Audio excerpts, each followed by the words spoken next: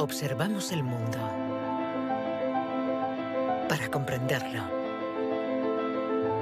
y para poder evolucionar.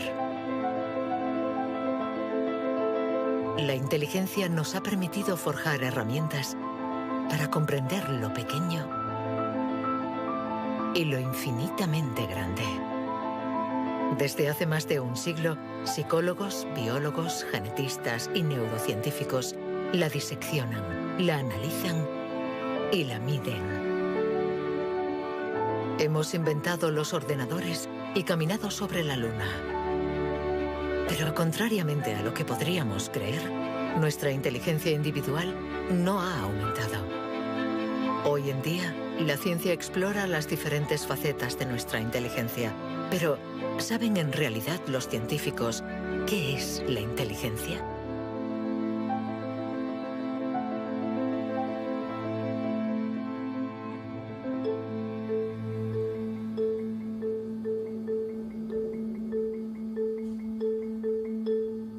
Inteligencia es relacionar. Unir elementos diferentes para hallar soluciones. Para entenderla, hay que conseguir dividirla y aislar todos sus componentes. Los investigadores estudian sus diferentes facetas.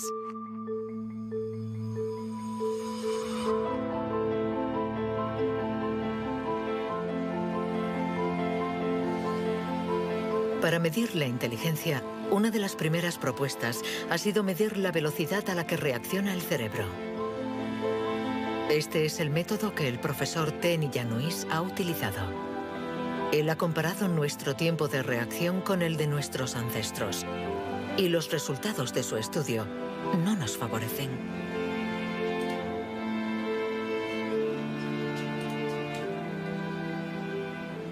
Para medir el tiempo de reacción, mostramos a una persona una luz sobre una pantalla y está pulsando un botón lo más rápido posible. Debe decir si la luz aparece a la derecha o a la izquierda. No es un acto reflejo, sino una información simple que nuestro cerebro debe procesar. Estos estudios sobre el tiempo de reacción son muy antiguos. Muchos de ellos los llevó a cabo Francis Galton, primo de Charles Darwin, entre 1860 y 1880 en Gran Bretaña.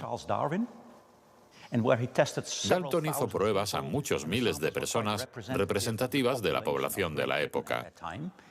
La gente tenía entonces un tiempo de reacción muy rápido. Nosotros hemos buscado estudios comparables que hubieran sido hechos durante los últimos 120 años y hemos encontrado unos 15. Al compararlos, hemos podido comprobar que durante los últimos 150 años la gente se ha hecho cada vez más y más lenta. Para el profesor Tenny Yanois, inteligencia es velocidad. Y nuestro cerebro invierte como media 50 milisegundos más que el de nuestros bisabuelos a la hora de procesar una información simple. 50 milisegundos más puede sonar como un algo ridículamente breve.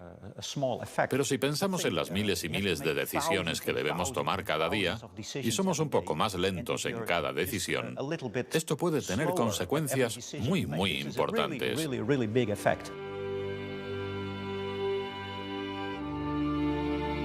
El profesor Tenny Yanois está convencido de que somos menos inteligentes que en el siglo XIX.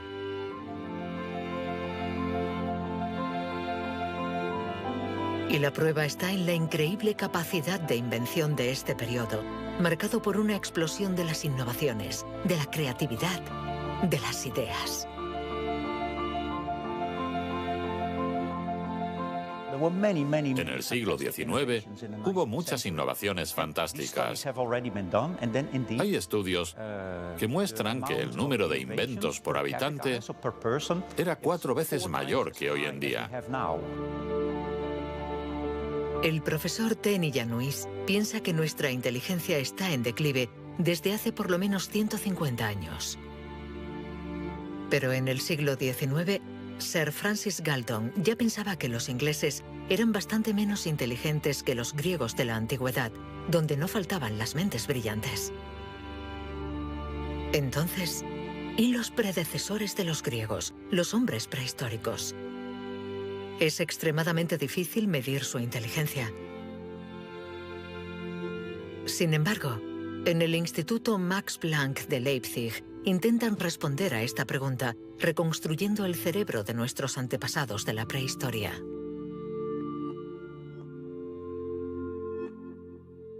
La paleoneurología es una ciencia muy frustrante, porque su objeto de estudio es casi inexistente. No hay cerebros fósiles. Lo que sí tenemos es la caja que contenía este cerebro.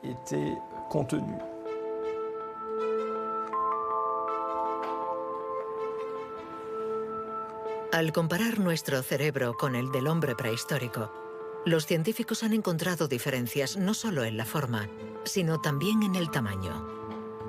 Algunos de estos individuos tenían un cerebro más grande que el nuestro.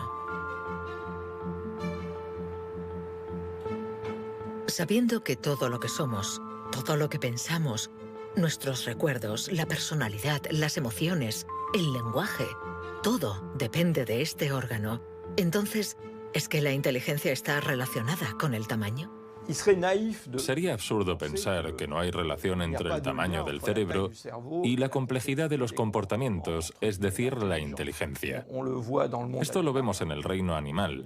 Los animales llamados más inteligentes, en particular los cetáceos y algunos tipos de delfines, por ejemplo, tienen cerebros muy grandes, con un gran número de neuronas. Por lo tanto, encontramos en ellos algo que también encontramos en los grandes primates y en el hombre.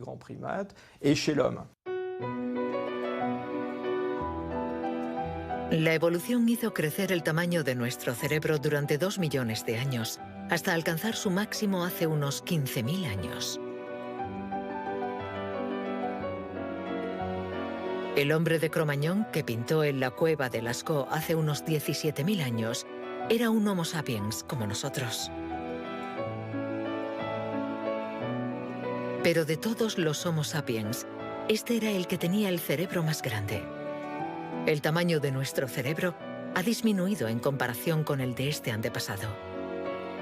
Y según algunos investigadores, somos menos inteligentes que él. Pero esta teoría no es compartida por todos.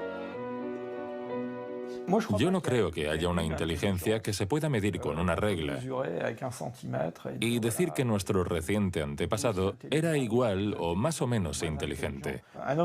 El hombre de Cro-Magnon tenía la inteligencia que necesitaba para sobrevivir en su mundo, pero no para trabajar en un banco. Si viajásemos 25.000 años atrás en nuestra máquina del tiempo para traer al presente al hombre de Cro-Magnon, sin duda se adaptaría al mundo en el que va a tener que vivir. Historically, you guys have struggled to adapt. Yeah, right. Walking upright, discovering fire, inventing the wheel, laying the foundation for all mankind. You're right. Good point. Sorry we couldn't get that to you sooner. Connie, your reaction? We live in a society where the individual ego and the group dynamic are in constant struggle. Response? Yeah, I have a response. What? ¿Más inteligente? ¿Menos inteligente? Cuando intentamos medir la inteligencia, todo se complica. Y sin embargo, lo hacemos continuamente. En las universidades del mundo entero se enseña qué es la inteligencia. Y todos nosotros, sin ser especialistas, la medimos cada día. Todos medimos la inteligencia. Si es usted soltero y va a un bar y conoce a alguien, lo más importante después del físico es la inteligencia. Medimos la inteligencia de la gente siempre. Si hablamos sobre un concepto difícil o hacemos algo que desconocen, ¿cuánto tardan en entenderlo? Medir la inteligencia analizando las respuestas. Evaluando la pertinencia de las acciones. Comparando a los individuos. Un método que dio lugar a la única herramienta de la que disponemos para medir la inteligencia. El cociente intelectual, inventado por Alfred Binet a principios del siglo XX. Alfred Binet criticó bastante a los alienistas, los psiquiatras de la época. que hacían diagnósticos para juzgar la discapacidad intelectual, separando en grandes categorías: los idiotas, que tenían el grado más alto de discapacidad, después los imbéciles y luego los tontos. En opinión de Binet, sus juicios eran discutibles, muy difusos y diferentes de un psiquiatra a otro. Él pensaba que eran necesarios unos criterios objetivos y una única herramienta de evaluación basada en criterios científicos. En 1905, el Ministerio de Educación francés pidió a Binet que encontrara la manera de detectar a los niños con dificultades escolares. Él no tenía ninguna teoría sobre la inteligencia, pero observando a sus hijas, pensó que podría hacer una evaluación a partir del razonamiento, la capacidad de comprensión y la memoria. Lo que finalmente intentó hacer fue encontrar para cada grupo de edad los problemas característicos de ese grupo. Por ejemplo, les enseñaba una foto y les preguntaba qué representaba. Señaló que los niños de 3 años enumeraban lo que había en la imagen. Hay un señor, una señora, un banco, un árbol. Los de 7 u 8 años describían la imagen. Hay un señor y una señora sentados en un banco. Y por último, los de 12 años interpretaban la imagen. ¿Están tristes? ¿O bien el señor está enfermo? Y cosas así.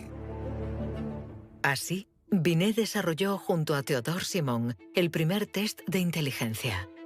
Había nacido el clásico test de la edad mental.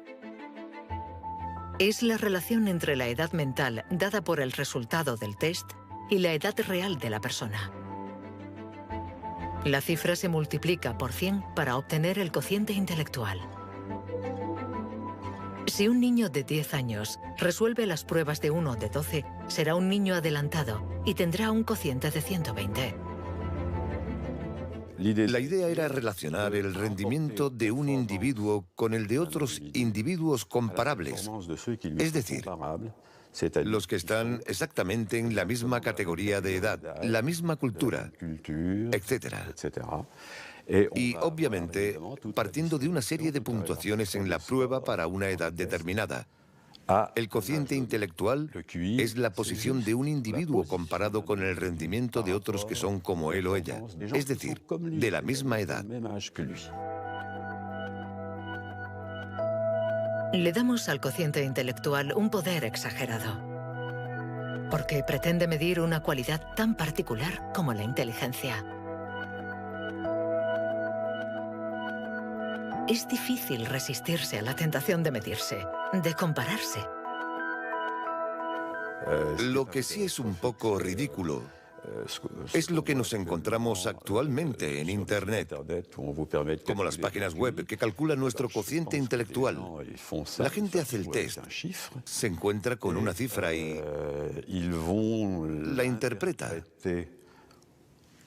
Y si, por ejemplo, esta cifra no es buena, pensamos que no somos inteligentes. Es absolutamente catastrófico. El 2. Es ridículo pensar que una cifra defina a una persona. El 4. El 3. Solo un psicólogo hará un test fiable del cociente intelectual. El 2. Ya que debemos saber cómo interpretarlo en relación con el pasado del individuo, su presente El 2 y el 3. y su personalidad. Este cociente mide la inteligencia.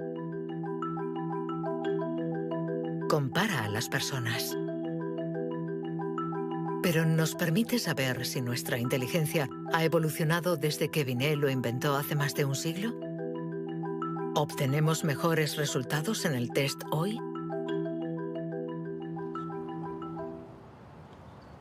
En Nueva Zelanda es donde por primera vez han respondido a esta pregunta. Allí, James Flynn ha hecho un descubrimiento sorprendente que los científicos de todo el mundo han bautizado como el efecto Flynn. El efecto Flynn supone el descubrimiento de que todas las naciones que entraron en la era industrial han obtenido mejoras considerables en los tests de cociente intelectual. He revisado toda la variedad de estas pruebas en 40 países, como en Francia, Holanda o Noruega, donde los jóvenes habían sido llamados al servicio militar. Se les ha dado cada año exactamente el mismo test, y las mejoras son muy evidentes. Hace 1 o 2 generaciones, la gente obtenía una media de 30 respuestas sobre 60. Hoy obtienen 45. Después de evaluar decenas y decenas de estudios, James Flynn ha mostrado que desde hace más de 60 años obtenemos mejores resultados en estos test. ¿Quiere esto decir que ahora somos más inteligentes que nuestros abuelos? Un cambio en el cociente intelectual no significa necesariamente un cambio en la inteligencia. Pongamos un ejemplo. Una persona hace hoy el test por primera vez. Si hace el mismo test al día siguiente, existe un efecto de aprendizaje. Su puntuación va a ser más alta, pero no quiere decir que se haya hecho más inteligente. Solo significa que se ha familiarizado con el test. El aumento del cociente intelectual se debe en gran medida al entorno, mejor alimentación y mejor educación. Nuestro cociente aumentaría de 2 a 3 puntos por cada año de escuela, y los años de escolarización han pasado de una media de 6 a principios del siglo XX a los 11 años de hoy en los países industrializados. Todos estos cambios añadidos han incrementado los resultados. Cuando realizamos un test hoy, estamos preparados en la medida en que la escolarización y otra serie de factores nos han dado la capacidad de aplicar nuestra lógica de forma abstracta. Es decir, que podemos ver una serie de números y acertar el siguiente.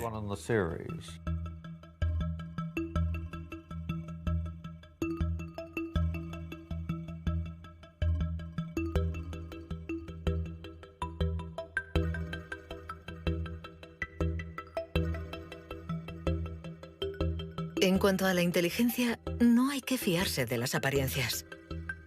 Tener mejores resultados en estos test no implica que seamos más inteligentes. Se trata solamente de que estamos mejor preparados para pasar el test. Nuestra inteligencia es como un músculo que entrenamos para obtener de él todo su potencial, y con el entrenamiento podemos alcanzar nuestros límites.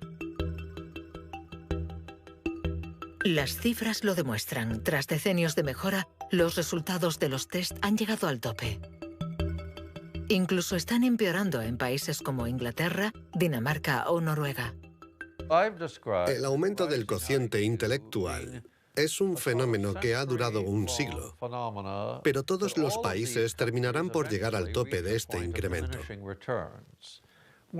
Sospecho que la educación formal ha abusado de la capacidad de manipular los conceptos abstractos y, a menos que se produzca una revolución de la pedagogía, los beneficios que ha producido la escuela van a tocar techo, ya que hoy en día casi todo el mundo está escolarizado.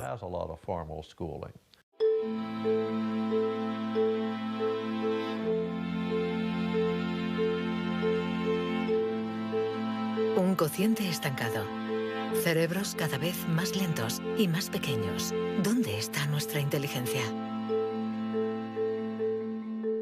Las primeras herramientas para medir la inteligencia se inventaron hace más de un siglo. Y todavía estamos influenciados por las teorías de Sir Francis Galton y Alfred Binet. Pero hoy podemos llegar más lejos.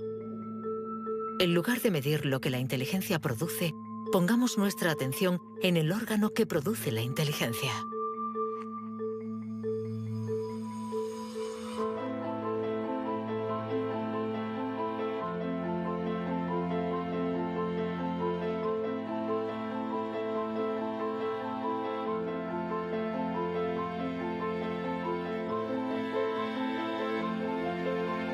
Richard Heyer es psicólogo y neurocientífico en la Universidad Irvine de California.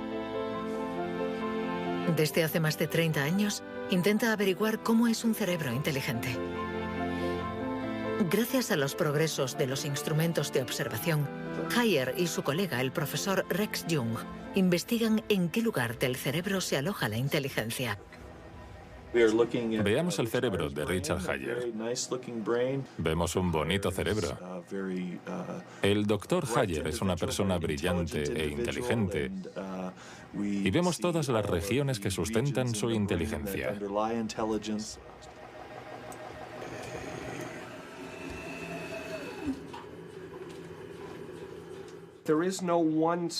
No existe ninguna zona en el cerebro a la que podamos llamar centro de inteligencia. Se pensaba que había un centro de inteligencia en la parte frontal, pero las investigaciones han demostrado que cuando resolvemos problemas de inteligencia en el interior de un escáner, la comunicación bidireccional entre la parte frontal y la parte posterior es muy importante mientras efectuamos la operación.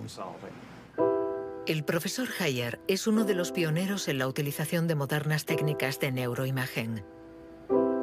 Su primer estudio data de 1988. Hasta entonces, nadie había utilizado estas herramientas para investigar la inteligencia. Hemos encontrado áreas del cerebro que se activan cuando hacemos un test de inteligencia. Pero lo más sorprendente ha sido que cuanto más activas estaban estas áreas, menos buenos eran los resultados de dichas pruebas. Esto es lo contrario de lo que esperábamos. En el mundo de la ciencia, encontrar un resultado opuesto a lo esperado es realmente interesante.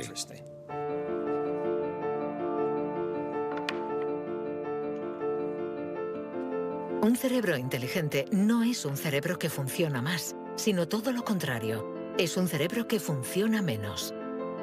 Esto es lo que llamamos neuroeficacia. Ser inteligente consiste en resolver un problema con el mínimo esfuerzo.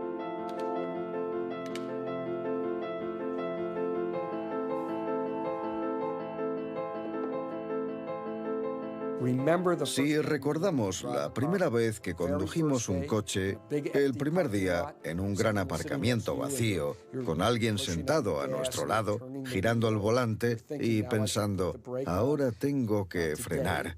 Sin embargo, hoy conducimos en medio del tráfico de una ciudad desconocida y aún así podemos charlar con los acompañantes, porque nuestro cerebro es ahora mucho más eficaz. Por lo tanto, un alto nivel de inteligencia no está necesariamente ligado a un cerebro que trabaja más, sino a una transmisión más eficaz de la información entre las zonas importantes del cerebro. Cuando se piensa en un proceso tan complejo como la inteligencia, debemos imaginar que el cerebro es como una orquesta con distintas secciones. Pero el verdadero misterio está en cómo interactúan estas secciones, porque, como sabemos, esta orquesta no tiene director.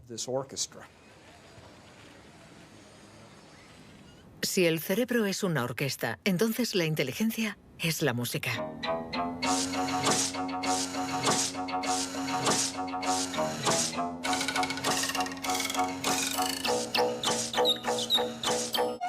Cuando empezamos a interpretar la partitura, nunca sabemos cómo van a tocar juntos los músicos.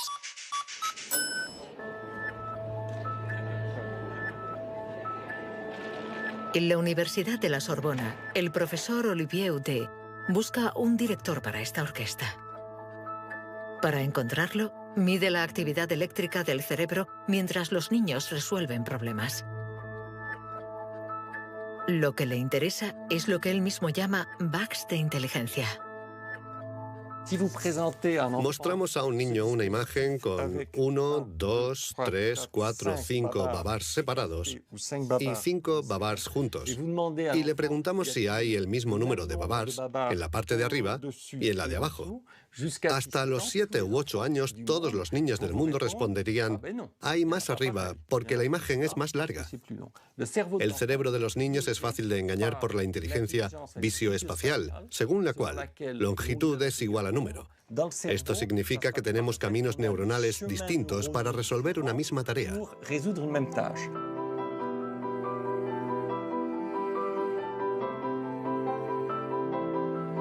Contar o medir. Hay muchas soluciones para un mismo problema, y nuestro cerebro está continuamente luchando para inhibir las estrategias negativas. Lo que queremos mostrar, y esta es la originalidad de nuestro laboratorio, es que la inhibición es sin duda el proceso clave y positivo de la inteligencia, porque nos permite resistirnos a nosotros mismos. Resistirnos a nosotros mismos es aprender a controlar las interferencias que perturban a nuestra inteligencia. El test de Stroop es uno de los métodos de observación de estas interferencias. Consiste en decir el color de una palabra sin leerla. Azul, amarillo, rojo, amarillo, verde. ¿Rojo, verde? ¿Verde? ¿Rojo? Verde, amarillo. Amarillo, rojo. amarillo, amarillo, rojo. ¿Amarillo? ¿Rojo? Amarillo, amarillo. Rojo, verde. ¿Rojo? ¿Amarillo? ¿Azul? ¿Verde?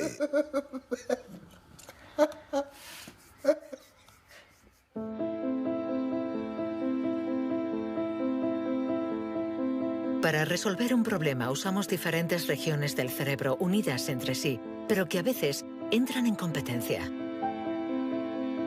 Pero ¿cómo se comunican las diferentes regiones? Este tema le interesa al profesor Douglas Fields, del Instituto Nacional de la Salud de Washington. El cerebro está hecho de dos clases de tejidos, materia blanca y materia gris. Todos hemos oído hablar de la materia gris, que es donde se encuentran las neuronas, en la superficie del cerebro. Pero debajo hay miles de conexiones, de cables, de axones que conectan las neuronas formando circuitos. Y es de color blanco porque estos axones están aislados por una membrana celular llamada mielina.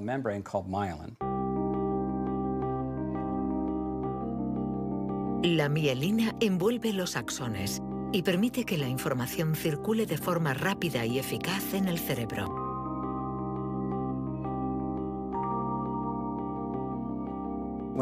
Cuando nace un niño, su cerebro no está maduro. Sus funciones son mínimas. Un bebé no puede hacer casi nada. No puede alimentarse, su visión es muy limitada, no puede andar ni sujetar su cabeza. Esto se debe a que nuestro cerebro está siendo permanentemente moldeado por el entorno. Y una de las cosas más interesantes respecto a la mielina es que se forma después de nacer. La mielina es esencial para que la información circule de forma eficaz por el cerebro. Es esencial para nuestra inteligencia. Pero en la actualidad, la formación de la mielina está alterada. Barbara Demnex, endocrinóloga del Museo de Historia Natural de París, estudia cómo nuestra inteligencia está amenazada por uno de los azotes del siglo XXI. La contaminación. En cualquier parte del mundo donde vivas, estarás expuesto a ciertas sustancias químicas que interfieren en el funcionamiento de la hormona tiroidea. Esta es la hormona producida por la glándula tiroides que está en la base del cuello. Es necesaria para el desarrollo del cerebro desde las primeras etapas del feto hasta una edad más avanzada como la mía, para asegurar el mantenimiento de las funciones mentales, incluida la mielinización. La Autoridad Europea de Seguridad Alimentaria ha analizado 297 pesticidas. Entre ellos, más de 100 afectan al funcionamiento de la hormona tiroidea, como el bisfenol A, el PCB y los productos ignífugos. Productos químicos con los que estamos en contacto a diario. El equipo de Barbara Demnex ha demostrado que estos productos bloquean los receptores específicos de la hormona tiroidea de cada una de las células cerebrales y los efectos son considerables. Hay una evidencia sólida. Los científicos hemos observado los niveles de exposición en las madres. Se han comparado diferentes niveles de exposición y hemos visto que los niveles más elevados estaban asociados a una pérdida de 5 a 6 puntos de cociente intelectual en sus hijos. Cierto es que la mayoría de nosotros no percibimos la diferencia, pero es evidente que 5 puntos menos de cociente intelectual pueden suponer una gran diferencia en cuanto al éxito escolar o al éxito en la vida. Y saberlo puede ser muy preocupante para los padres.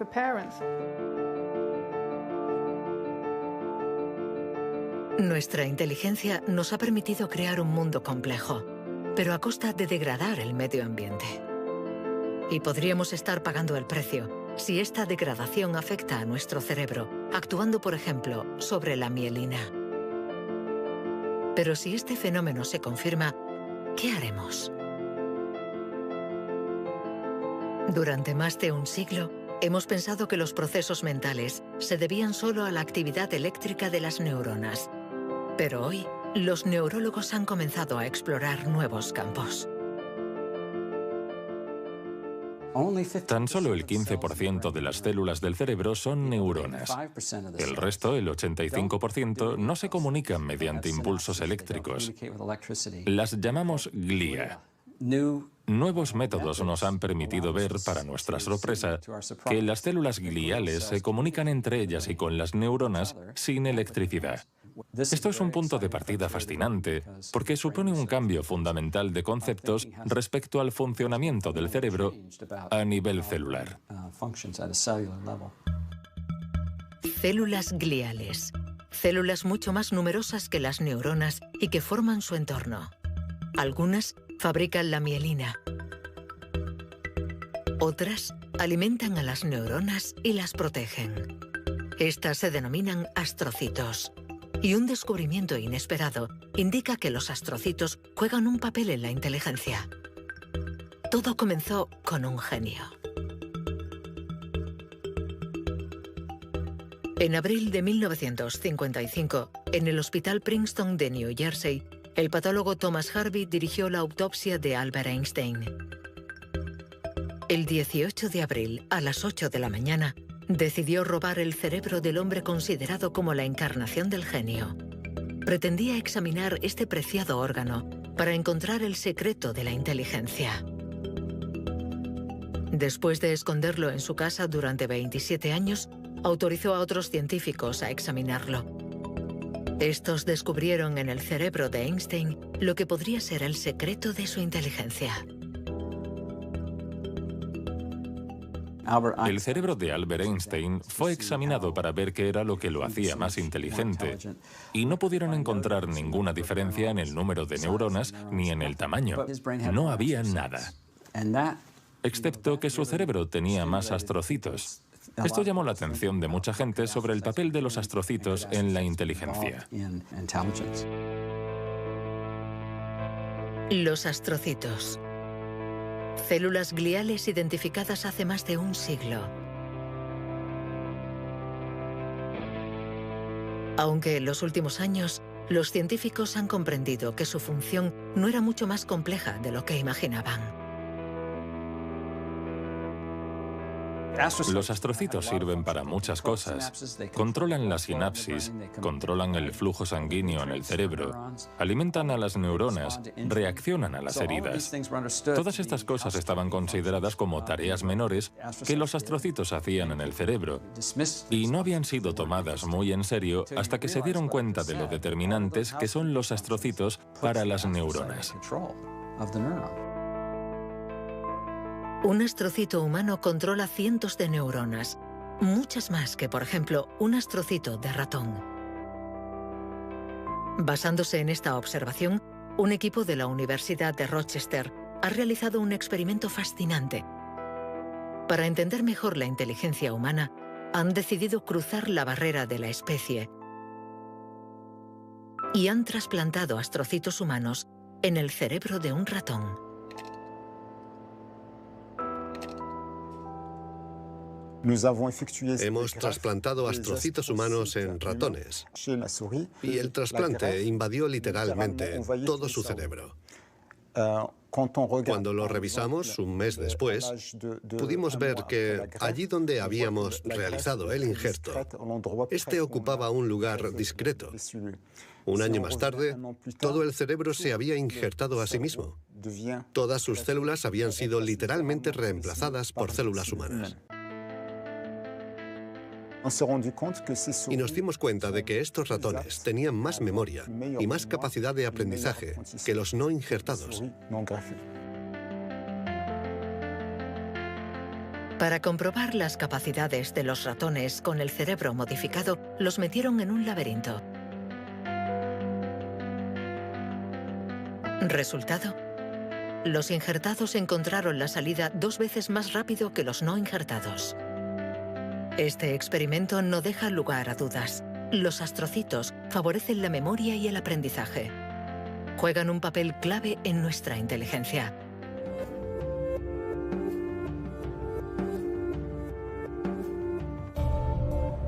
La inteligencia se refleja en el funcionamiento del cerebro. Pero ¿cómo se explica la diferencia entre las inteligencias de nuestros colegas, amigos o padres? ¿Es que tienen más materia blanca, menos astrocitos o sus neuronas son más rápidas? El origen de nuestras capacidades se encuentra en parte en nuestros genes. Robert Plomin estudia la genética del comportamiento. En sus investigaciones ha visto crecer a miles de niños y gracias a ello espera poder encontrar los genes que influyen en la inteligencia. A menudo la gente desea saber en qué medida la inteligencia viene determinada por los genes. En primer lugar, hay que insistir en que la palabra determinar no es adecuada. Debemos decir influenciar, ya que, como sucede con el tamaño, está estrechamente relacionado con los genes, pero no determinado por ellos. Si somos altos, es probable que nuestros hijos sean más altos que la media, pero si están mal alimentados o enfermos, serán más bajos. Esto no es determinar, es influenciar. En otras palabras, los genes nos dan el potencial y el entorno decide el resultado final. Para entender las relaciones complejas entre genes e inteligencia, Robert Plomin ha realizado miles de test en gemelos. Los gemelos idénticos tienen la particularidad de ser clones, tienen exactamente los mismos genes. Son completamente idénticos. Mismo pelo, mismos ojos, pero ¿tienen los mismos resultados en los test de inteligencia? La respuesta es sí. Sus resultados se parecen mucho más que los de otros hermanos. Esta es la prueba de que, sin ser completamente determinantes, los genes sí juegan un papel crucial. La mayoría de los países del mundo, más de 100, dispone actualmente de registros de gemelos porque reconocen la importancia del método gemelar a la hora de calcular la influencia de los genes. La siguiente etapa de nuestras investigaciones consiste en encontrar los genes responsables de la inteligencia. Para esto, Robert Plomin ha utilizado chips de ADN capaces de detectar más de 1 millón de marcadores genéticos. Comparando el ADN de los que tenían buenos resultados en los test, Plomin quería saber si ciertos genes se dan con más frecuencia. Pero la identificación precisa de estos genes es mucho más complicada de lo que esperaba.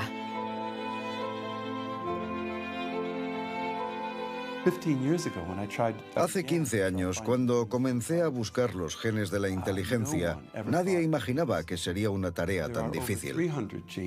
Pudimos identificar más de 300 genes que influyen sobre la inteligencia. El problema era que habíamos estudiado solo el 1%.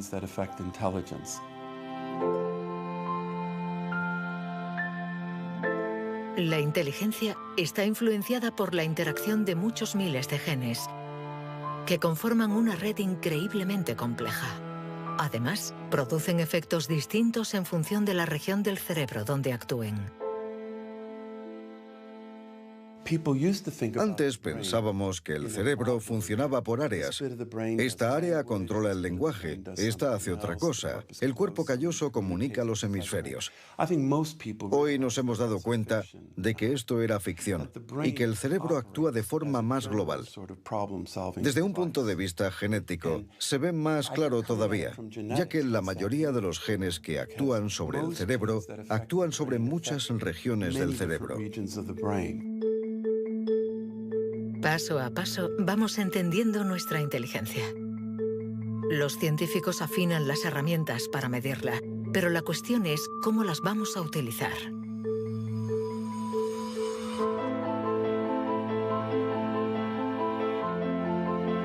La inteligencia es lo que mejor predice nuestro nivel de estudios o nuestro empleo. Por lo tanto, hablar de la inteligencia es delicado, ya que tendemos a valorar, clasificar y jerarquizar, con el riesgo a equivocarnos que conlleva. El error de razonamiento está en considerar que la inteligencia puede ser esencialmente hereditaria. Y esto nos ha llevado a divagaciones, en mi opinión, total y absolutamente ridículas. Por ejemplo, en 1924, creo, se votó en Estados Unidos una ley que restringía la inmigración mediante cupos, porque en los test daban resultados menos buenos. Y se suponía que los inmigrantes eran hereditariamente menos inteligentes. Se limitó, pues, su entrada al país para evitar un descenso en la media. Como sabemos, entraban por la isla de Ellis, frente a Nueva York, donde muchos de ellos eran devueltos, sobre todo aquellos que se anticiparon al auge del nazismo. Pienso especialmente en los judíos de Europa del Este que fueron expulsados por razones absolutamente estúpidas. Durante mucho tiempo, creímos que nuestro origen era determinante y que nuestra herencia controlaba nuestras vidas. Después, por suerte, la ciencia ha abandonado esta visión determinista. Pero la inteligencia es algo especial. Un tema tan sensible que los pasos en falso han marcado su historia.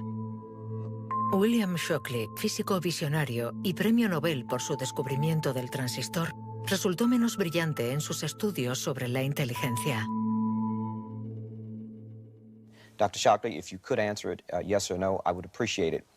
Do you believe that black people are inferior in intelligence because of their heredity? What I say is this. My research leads me, and it's a tragic conclusion, really, my research leads me inescapably to the opinion that the major cause of the American Negro's intellectual and social deficits is hereditary and racially genetic in origin, and thus not remediable to a major degree by practical improvements in environment. Then what do you see as the solution to the problem? I would propose that you would offer a bonus to everyone to be sterilized. The offer is based upon the best estimates, best scientific estimates that one can have of any genetically carried disabilities. 1974, prácticamente ayer. Una época nada lejana. Algunos utilizaban el cociente intelectual para justificar su racismo y excluir lo diferente.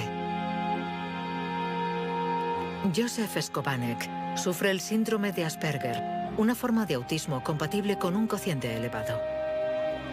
Graduado en ciencias políticas, doctor en filosofía y escritor, con 6 años no hablaba una palabra. Hoy habla 7 idiomas, entre ellos el hebreo, el árabe, el persa y el azerí.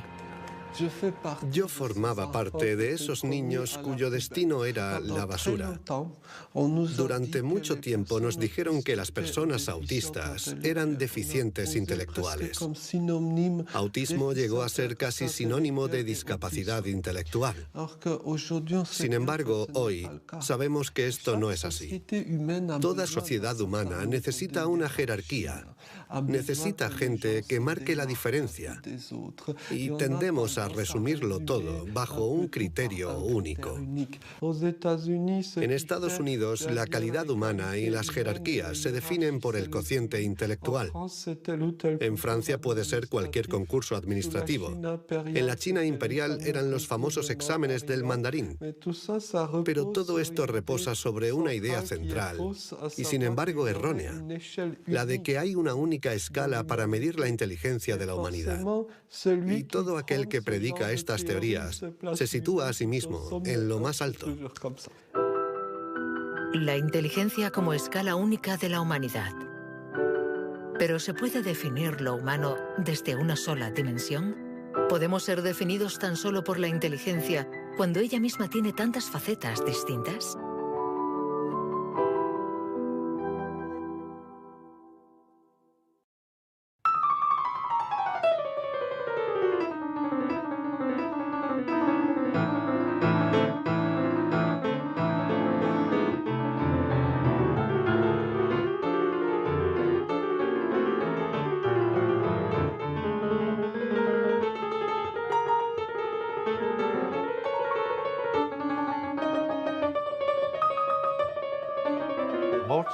Nos han dicho siempre que Mozart podía tener en la mente una sinfonía entera.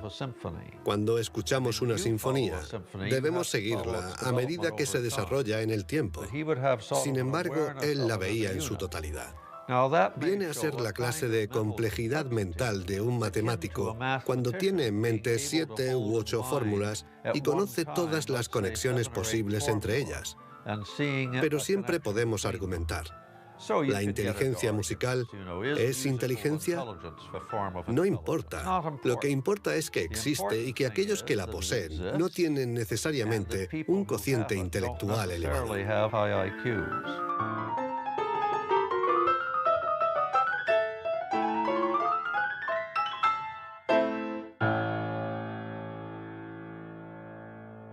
Siempre ha existido una reticencia a considerar que existen formas distintas de inteligencia y una cierta tendencia a querer determinar un cociente intelectual general. Una única escala de inteligencia donde podemos situarnos por encima o por debajo. Pero la realidad lo contradice. Existen numerosas formas de inteligencia y podemos tener un nivel muy alto en algunas de ellas y un bajo nivel en otras. Esta idea estaba en los primeros estudios sobre la inteligencia. Hoy, los científicos ya han aceptado que sea cual sea el método utilizado, no van a conseguir medir la inteligencia con una escala única.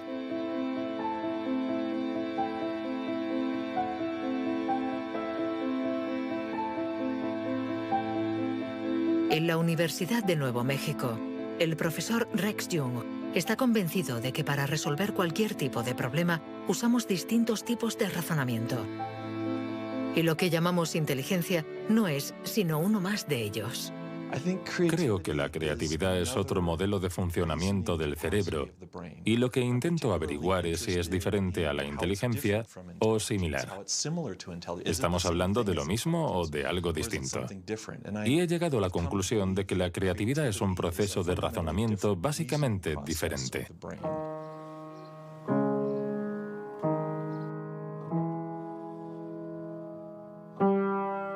Leer una partitura es ser inteligente utilizando nuestros conocimientos.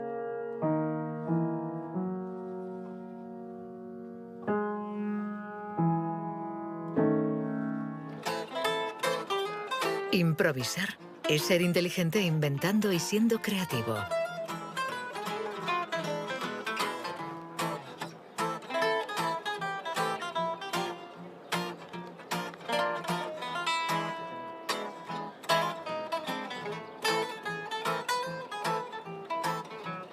Un músico puede ser a la vez inteligente y creativo, un sujeto de estudio ideal.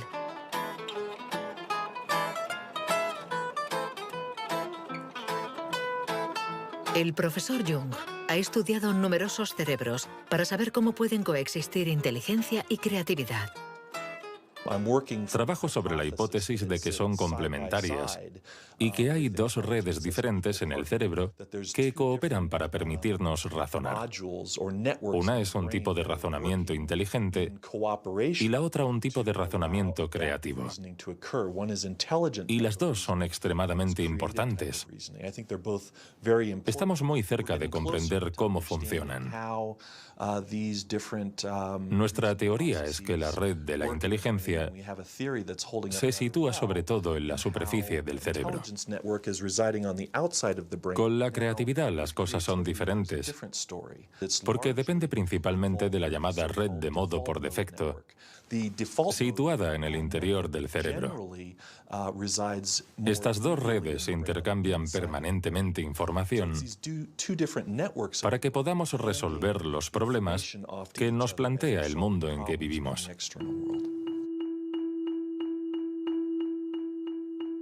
Todos hemos experimentado esa sensación de una idea que surge de no se sabe dónde con la fuerza de la evidencia. Lo que nos revelan los neurocientíficos es que la forma de razonamiento inventivo creativo es una única forma de razonamiento. ¿Podemos ser inteligentes sin ser creativos? ¿O creativos sin ser inteligentes? ¿Esta cuestión tiene sentido? Para evolucionar de forma inteligente, ¿no necesitamos todos los recursos de nuestra mente?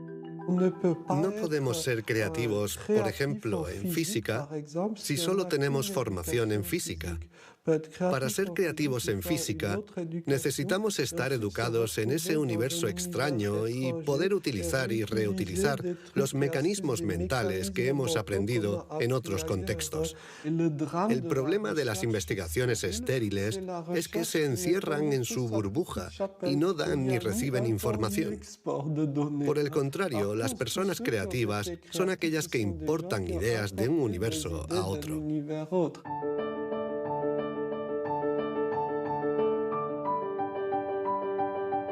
Los hilos se tejen. El cuadro se completa. Los científicos ensamblan poco a poco las diferentes piezas de nuestra inteligencia. Pero el mundo evoluciona y la inteligencia también. El cerebro está en permanente evolución y permite que la inteligencia se adapte a los problemas que debemos resolver, por múltiples y variados que estos sean. Cuando era niño, sabía que yo no funcionaba como los demás y era consciente de ello. Esto me hizo reflexionar y me llevó a imaginar un mundo plural. Un mundo donde no hubiera una única forma de clasificar y de medir, sino muchas. Lo que quiero decir es que la verdadera inteligencia humana no está en pensar de forma plural y saber tener en cuenta distintas formas de entender el mundo y no solo una.